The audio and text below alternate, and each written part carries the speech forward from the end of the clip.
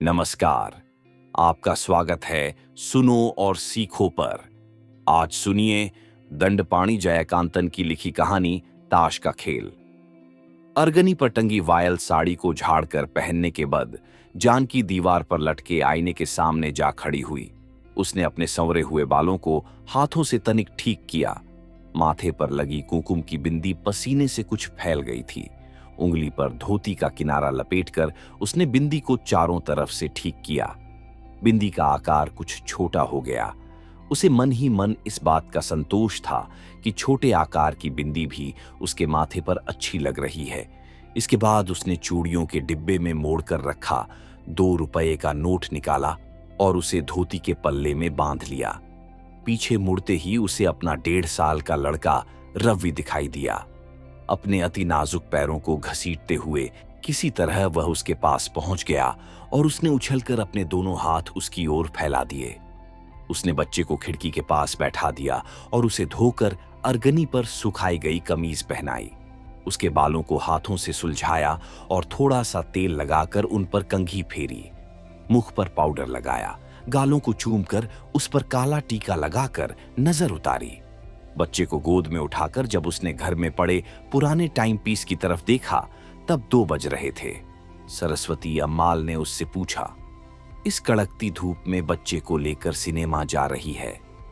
प्रश्न सुनकर कहीं उसे गुस्सा ना आ जाए, इस डर से वह मुस्कुराने लगी। हाँ, जा रही हूं, इससे क्या? तू खुशी से जा। मैंने सोचा धूप है इसलिए कह रही थी। तू व्यर्थ ही गुस्सा हो रही है कि मैं सास की जगह खड़ी होकर तुझे डांट रही हूं। आप सास की पदवी संभाले रहिए, कौन मना करता है। पहले अपने लड़के को पति की तरह रहना तो सिखा दीजिए। जानकी के मुख से हमेशा इसी तरह के कटु शब्द निकलते थे। सरस्वती अम्माल यह सोचकर चुप रह जाती थी कि उसका इस तरह बोलना उचित ही तो है। मैं क्या करूं? मैं अपने को कोस सकती हूं, अपने दुर्भाग्य पर रो सकती है, कहकर सरस्वती अम्माल सिर पीटने लगी। सरस्वती अम्माल ने एक बार पूछा था, उसमें क्या कमी है? तूने उसके साथ जीवन बिताते हुए एक पुत्र को भी पा लिया है। अब तू उसकी उपेक्षा क्यों करती है? इसके बाद उसकी क्या दुर्दशा हुई, इसे वही जानती है। हे ईश्वर, शब्द क्या थे? विष बूझे बाण थे। वह आपका पुत्र है, इसलिए आपका दुखी होना उचित है। आपने उसका विवाह करके एक लड़की की जिंदगी को बिगाड़ने का पाप अपने सिर पर ले लिया है। इसके लिए आप जी भर कर रोइए। आ बेटा, हम चलते हैं, कहकर जानकी ने बच्चे को उठाया और चल पड़ी। सरस्वती अम्मल ने कुछ कहना चाहा, कुछ भी हो, पति से एक बार, परंतु वह कुछ कह न सकी। शायद जानकी को भी इस बात का ध्यान आ गया था।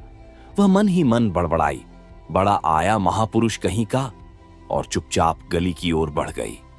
सरस्वती अम्माल द्वार पर खड़ी हुई उसे जाते हुए देख रही थी। मई की कड़कती धूप में आग के समान धधकती हुई तारकोल की सड़क पर बच्चे को गोद में लिए हुए वह नंगे पांव जा रही है। क्या उसमें सिनेमा देखने की इच्छा इतनी बलवती है? कभी कभी उस पर इस तरह का पागलपन सवार हो जाता था। उसकी दशा किसी अंगहीन, अभावग्रस्त या बीमार व्यक्ति के समान हो जाया करती थी। अपने मनोभावों को किसी न किसी रूप में व्यक्त करके ही वह शांत होती थी। जानकी के जीवन में एक बहुत बड़ा अभाव था। वह अभाव क्या था?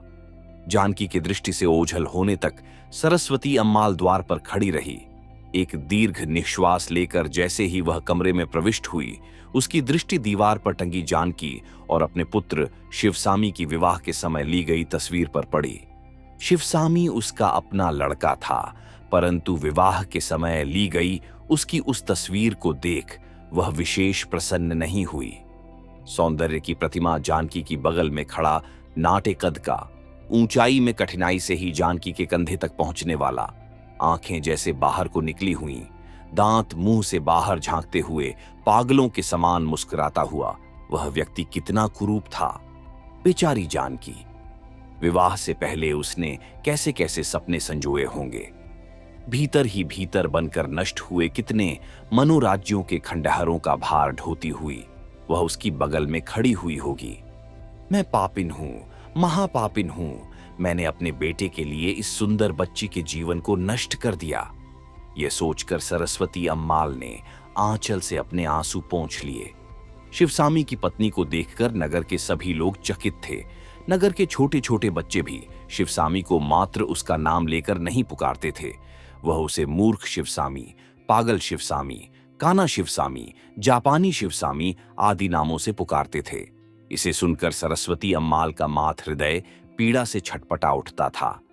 इतने कुरूप शिवसामी का अत्यंत सुंदर किंतु निर्धन कन्या जानकी से विवाह कराकर सरस्वती अम्माल पहले तो बहुत खुश हुई कि उसने नगर के सभी लोगों से बदला ले लिया है, परंतु बहुत शीघ्र ही वह जान गई कि उससे भयंकर भूल हो गई है। अब वह अपने अपराध के विषय में निरंतर सोचती हुई आंसू बहाने लगी। शिवसामी कुरूप और मूर्ख ही नहीं, अपितु अत्यंत क्रोधी और उद्दंड स्वभाव का है। अपने अनुभव के बल पर इस बात को अच्छी तरह जान लेने के बाद जानकी को अपना जीवन नरकवत लगने लगा। उसने कई बार आत्महत्या करने का विचार भी किया। ऐसे अवसरों पर सरस्वती अम्माल के प्रेम और सहानुभूतिपूर्ण शब्दों ने ही उसे जीवित रहने की प्रेरणा दी थी। उसके गर्भ से उत्पन्न रवि ने भी उसे निरंतर जीवित रहने की प्रेरणा दी। पुत्र के जन्म के बाद जानकी के स्वभाव में अहंकार और जिद्दीपन का समावेश हो गया। उसे लगता था कि उसने अपने सूने जीवन के अंधकार को दूर करने के लिए स्वयं ही एक दीपक को खोज लिया है। उसके जीवन में जो अभाव थे, जिनका उसने मन ही मन अनुभव किया था और जिसे दूसरे व्यक्ति भी अनुभव द्वारा ही जान सकते थे, बदला लेने के लिए उसने सबकी उपेक्षा करना आरंभ किया, पति की भी। उसने इसकी ओर कभी ध्यान नहीं दिया था, अतः इसके उपेक्षापूर्ण व्यवहार का परिचय उसे कहां मिल सकता था। वह तो सोचता था कि कभी कभी पत्नी पर अधिकार जमाना ही पुरुष का लक्षण है। ऐसे अवसरों पर जानकी बिना थके हुए उस पर कटु शब्दों की वर्षा करती थी। शिवसामी उसके अंतर्मन से निकलते हुए उन शब्दों को सुना अनसुना कर देता था। उसे बराबर यही लगता था कि वह उसका विरोध कर रही है, अतः वह क्रोध में आकर उसे पीटने लगता। और तब जानकी सरस्वती अम्माल को देखकर चिल्ला उठती थी, यही सब कुछ देखने के लिए ही तो आपने अपने प्यारे बेटे का ब्याह रचाया था। देखिए, जी भरकर देखिए। सरस्वती अम्माल मन ही मन कह उठती थी, इसका कहना ठीक है, इसका कहना ठीक है। इनकी लड़ाई के खत्म हो जाने तक वह घर के किसी कोने में जा बैठती थी। घर में लड़ाई झगड़े की यह नौबत कभी कभार ही आती थी। प्रायः शिवसामी पागलों के समान बकता रहता था और घर के लोग उसकी ओर कोई ध्यान नहीं देते थे। शिवसामी के दफ्तर से लौटते ही उसके घर के बरामदे में ताश खेलने वालों की मंडली जम जाती थी। शिवसामी के सभी मित्र दूसरी गलियों में रहते थे। उनमें एक था रामभद्रण। वह शिवसामी के दफ्तर में काम करता था। उसका घर तांबरम में था। वह जब भी आता था बेसुध होकर ताश खेलता था। आखिरी इलेक्ट्रिक ट्रेन के छूटने में केवल 10 मिनट बाकी हैं, इस तरह की सूचना पाकर ही वह उठता था और ताश के खेल की सभा समाप्त होती थी। 8 बजते ही जानकी बिना किसी की प्रतीक्षा किए खाना खाकर बच्चे को अपने से चिपटाकर सो जाती थी। सरस्वती अम्माल अपने बेटे की प्रतीक्षा में देहरी पर सर रखकर अर्धनिद्रा में पड़ी रहती थी। शिवसामी, 11:15 बज गए। मां के इन शब्दों को सुनकर ही वह उठकर आता था। अपने दोस्तों को विदा कर जब वह खाना खाने बैठता था, तब भी इस प्रकार बड़बड़ाता रहता था, मां, मैंने त्रुप से उसके पान के नहले को काटकर बड़ी गलती की, परंतु मैं क्या करता, मेरे पास पान को छोड़ बाकी रंग के ही पत्ते थे। हुकुम के छोटे पत्ते थे, अतः हुकुम की बारी आने पर भी सर मुझे नहीं मिलता।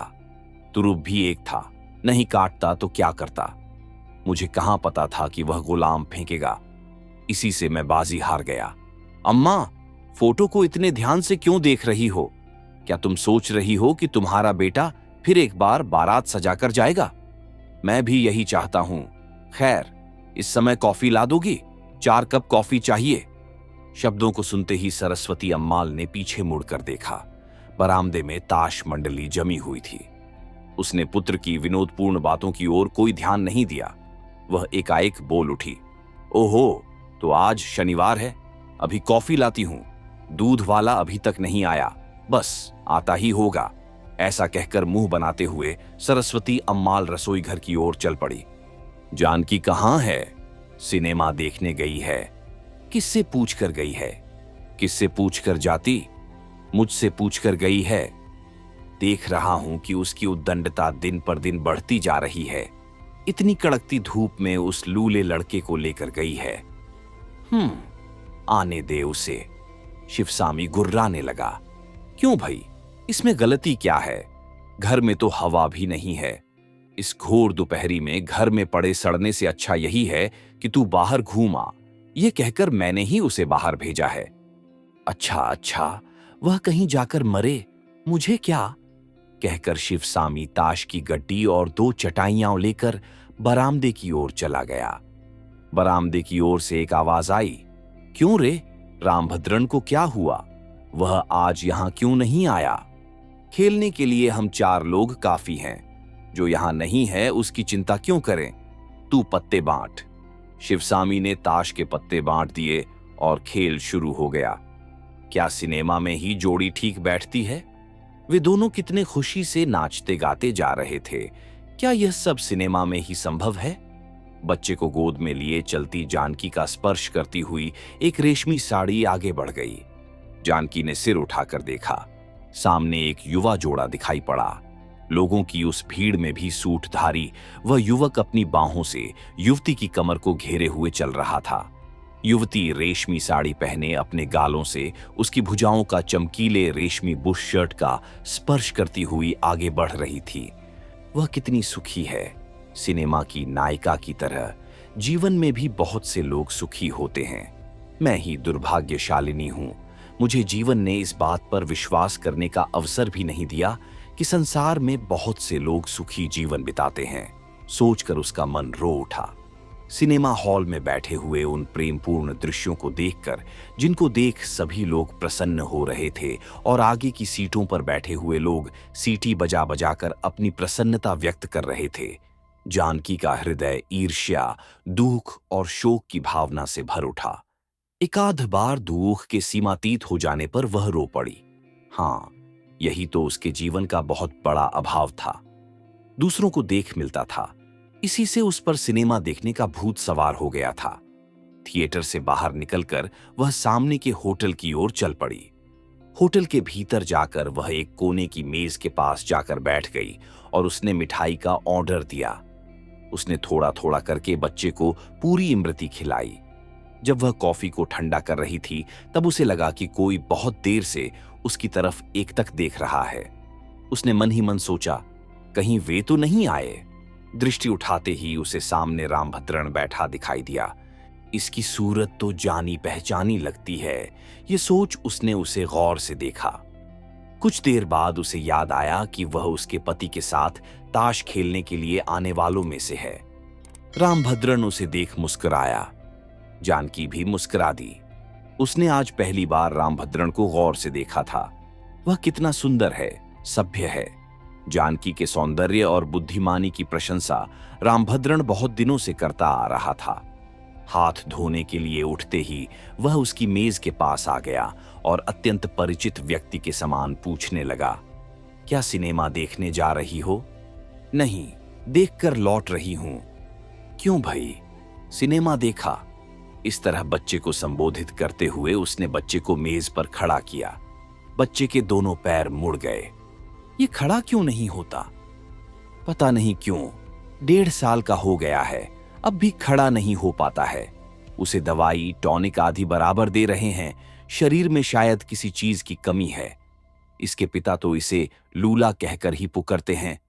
आप घबराइए नहीं, 6 महीने में ही यह चलने लगेगा। इसका शरीर कमजोर है। वह मूर्ख इसे लूला कहता है। भैया, अब यदि तेरे पिता तुझे लूला कहें तो तू कहना कि मैं तेरी तरह लूला नहीं हूं। क्यों, ठीक है ना?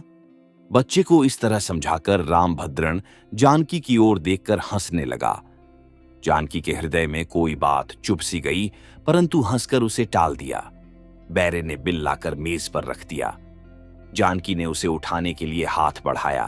तभी, मैं पैसे दिए देता हूं, कहकर रामभद्र ने भी बिल की ओर हाथ बढ़ा दिया। अचानक ही दोनों के हाथ एक दूसरे से टकरा गए। बड़ी तेजी से दोनों ने अपने हाथों को पीछे कर लिया। इस बीच मेज पर पड़ा बिल उड़कर नीचे गिर पड़ा। रामभद्रन ने उसे उठा लिया। क्षण भर के लिए जानकी का मुख लज्जा से लाल हो गया। इतनी जल्दी वे दोनों एक दूसरे के इतने निकट कैसे आ गए? इस बात पर चकित होते हुए और उसकी ओर देख मुस्कुराते हुए उसने बच्चे को गोदी में उठा लिया। होटल से बाहर आने तक उसके मुख की लालिमा मिटी नहीं। पीछे से रामभद्रन की आवाज सुनाई दी, आप चिंता क्यों करती हैं? आप प्रतिदिन समुद्र के किनारे जाकर कमर तक गहरे रेत के गड्ढे में बच्चे को सिर्फ 1 घंटे के लिए खड़ा करके देखिए, 1 महीने में ही वह चलने लगेगा। ऐसी बात है? हाँ, आप चाहें तो ऐसा करके देखिए। क्या आप इस समय घर जा रही हैं? अभी जाकर? क्यों बेटा, समुद्र के किनारे चलेगा? बच्चे को पुचकारते हुए रामभद्रन ने जानकी की ओर देखा। पहले उसने सोचा कि उसे मना कर दूं, लेकिन उसकी बातों में, उसकी आवाज में, उसकी मुस्कान में एक आकर्षण था, सुख देने की शक्ति थी। बेटा आओ, समुद्र तट पर चलें, कहकर वह उसके साथ चल दी। 6 बज चुके थे। अभी धूप कम नहीं हुई थी। एक नौका की छाह में कमर तक गहरे रेत के गड्ढे में रवि को खड़ा करके जानकी और रामभद्रन एक दूसरे के सामने मौन बैठे हुए थे। जानकी को रह रहकर रोना आ रहा था, पर पुरुष के सामने वह रो भी नहीं सकती थी। रामभद्रन भी कुछ सोचता हुआ शून्य दृष्टि से आकाश की ओर देख रहा था। वह बीच बीच में लंबी सांसें छोड़ रहा था तथा माथा खुजला रहा था। अरे हाँ, आज तो शनिवार है, आपकी दफ्तर से सीधे घर जाने की इच्छा नहीं हुई? जानकी ने पूछा। 2 दिन से परेशान हूं, न तो घर गया और न ही दफ्तर। हाय, ऐसा क्यों? क्या पत्नी घर में नहीं है? कहकर जानकी हंस पड़ी। कहीं जाकर मर जाती तो चैन से रहता। वह दुष्य जीवित रहकर मेरी जान खा रही है। उसे गाली क्यों दे रहे हैं? उसे एक दिन हमारे घर लेकर आइए ना। हे ईश्वर, तू मेरी परीक्षा क्यों ले रहा है? कहकर उसने अपना सिर पीट लिया। क्या हम आपकी पत्नी के दर्शन नहीं कर सकते? क्या आपको डर है कि हम उसे आपकी ताश की बाजियों के बारे में बता देंगे? आप मत घबराइए, हम उसे कुछ भी नहीं बताएंगे, कहकर जानकी हंस पड़ी। यदि आप उसे अवश्य देखना चाहती हैं तो एक काम कीजिए, अपने पति शिवसामी को साड़ी पहनाकर देख लीजिए। साक्षात मेरी श्रीमती जी का रूप दिखाई देगा। हाय रे मेरे दुर्भाग्य, हाय रे मेरे दुर्भाग्य। जानकी एक क्षण जड़वत खड़ी रही। आपने उससे शादी क्यों की? यह सब नियति का खेल है। उसके पिता ने ही मुझे पढ़ाया लिखाया था। उसके पास अपार संपत्ति थी। यह लड़की उसकी एकमात्र उत्तराधिकारिणी थी। कोई बात नहीं, आपको किसी तरह का संतोष तो है। वह और भी कुछ कहना चाहती थी, परंतु दांतों से जीभ दबाकर चुप हो गई। कहिए, जो कुछ कहना चाहती हैं कहिए, मैं बुरा नहीं मानूंगा। नहीं, कुछ नहीं। आप अवश्य ही अपनी बात छिपा रही हैं। आप जो चाहें कह सकती हैं। आप शायद कहना चाहती हैं कि हम दोनों की स्थिति बिल्कुल एक सी है। जब मैं पहली बार आपके घर आया था, तब आपको देखते ही मेरा मन रो उठा था। मुझे लगा कि आपकी स्थिति मेरे समान ही है। यही तो शायद आप भी कहना चाहती थीं। हाँ, नहीं, मेरी स्थिति तो आपसे भी बदतर है। आप पुरुष हैं और मैं स्त्री। आपने तो उपकार का बदला चुकाने के लिए भविष्य में मिलने वाले धन का ध्यान करके यह काम किया, परंतु मुझे क्या मिला? मैं इस तरह का कष्ट क्यों झेल रही हूं? जानकी की जबान लड़खड़ा रही थी। उसका एक शब्द स्पष्ट सुनाई पड़ता था तो दूसरा भावों के भार से दब जाता था। इसके बाद दोनों रेत पर रेखाएं खींचते हुए मौन बैठे रहे। दोनों मन ही मन अपने अपने जीवन चित्र में अपने पास खड़ी आकृति को मिटाकर उसके स्थान पर सामने बैठी आकृति को फिट करके देख रहे थे। जानकी ने पिक्चर में नायक नायिका की जो जोड़ी देखी थी, उससे कहीं अधिक सुंदर और भव्य जोड़ी उसे दिखाई दी। रामभद्रन ने उससे पूछा, आपकी आयु क्या है? 24 साल। आपकी? 27 साल, कहकर रामभद्रन ने गहरी सांस ली। जानकी भीतर ही भीतर गहरी सांसें ले रही थी। दोनों बहुत देर तक मौन बैठे हुए रेत में लकीरें खींचते हुए जैसे मन में चल रही भावनाओं के संघर्ष को व्यक्त कर रहे थे। सहसा जानकी खिलखिलाकर हंस पड़ी। क्षण भर के लिए रामभद्रण भय से कांप उठा। हंसते हुए जानकी बोली, देखिए, हमारा जीवन कितने अनोखे ढंग से बदल गया है। आप जो ताश का खेल खेलते हैं, बिल्कुल उसी खेल की तरह। वह कैसे? यदि आपके पास वे सभी पत्ते हों जिनकी आपको जरूरत है, और मेरे पास वे सभी पत्ते हों जिनकी मुझे जरूरत है, तो खेल कैसे चलेगा? जानकी, तुम कितने सुंदर ढंग से बातें कर रही हो। यदि वे ऐसा कहते तो? यह सोच जानकी मन ही मन प्रसन्न हुई। जानकी, पुकारते हुए वह उसके पास आ गया। आंखों से आंसू बहाते हुए भर्राए स्वर में वह बोला, हम दोनों भी ताश के पत्ते हैं। खेलने वाले शिवसामी और लक्ष्मी हैं। परस्पर एक दूसरे से ताश के पत्तों को बदल लेना ही तो खेल है। जानकी, तू बुद्धिमती है। मेरे शब्दों का अर्थ समझ रही है ना? जानकी के नेत्र मुंह से गए थे। वह उस काल्पनिक सुख में मग्न हो अपने को लगभग भुला चुकी थी। तभी उसके बेटे रवि ने रामभद्रण का कोट पकड़कर तोतली वाणी में कहा, अप्पा। जानकी ने आंखें खोलकर बच्चे को, अपने आप को और चारों तरफ के वातावरण को ध्यान से देखा। वह तेरे अप्पा नहीं हैं बेटे, मामा जी हैं। अप्पा घर में तेरा इंतजार करते होंगे। आ, घर चलें, कहकर उसने रेत के गड्ढे में खड़े अपने बच्चे को उठाकर छाती से लगा लिया। आपकी बात मुझे बिल्कुल ठीक लग रही है। यदि मैं 1 महीने तक बच्चे को रेत के गड्ढे में खड़ा करूंगी तो यह अवश्य ही चलने लगेगा। कल से मैं उन्हें भी यहां ले आऊंगी। आजकल वह ताश के पीछे पागल हो रहे हैं, कहकर जानकी उठ खड़ी हुई। रामभद्रण की समझ में कुछ नहीं आया। वह चुपचाप उसके पीछे चलने लगा। सहसा उसने उसके पास आकर धीरे से पूछा, क्या आप मुझसे नाराज हैं? आपसे नाराज होने का मुझे अधिकार कहां है? अरे हां, मैंने आपको ताश के खेल के बारे में पूरी बात नहीं बताई। आपने कहा था कि खेलने वाले मेरे पति और आपकी पत्नी हैं। वस्तुतः आपकी यह बात गलत है। वे भी हमारी तरह ताश के पत्ते हैं। हां, आप कह सकते हैं कि उनका कोई पॉइंट नहीं है। खेलने वाला मनुष्य नहीं, ईश्वर है। वह गलत खेल रहा है, ऐसा कहने का हमें अधिकार कहां है? रामभद्रन ने चकित होकर पूछा, जानकी, आप क्या कह रही हैं? कल इतवार है ना? आप लक्ष्मी को लेकर आइए, हम खूब बातें करेंगे। उसे भी मैं बोलना सिखा दूंगी। बेटे, मामा जी को नमस्ते कर। अच्छा, हम चलते हैं, कहते हुए जानकी तेजी से घर की ओर बढ़ गई। दिन और रात को मिलाने वाली मदमाती शाम समाप्त हो चुकी थी। समुद्र के किनारे जलती हुई बत्तियों की तेज रोशनी रात्रि के आगमन की स्पष्ट सूचना दे रही थी। आप सुन रहे थे दंडपाणि जयकांतन की लिखी कहानी ताश का खेल। चारों ओर प्रकाश फैला हुआ था। क्या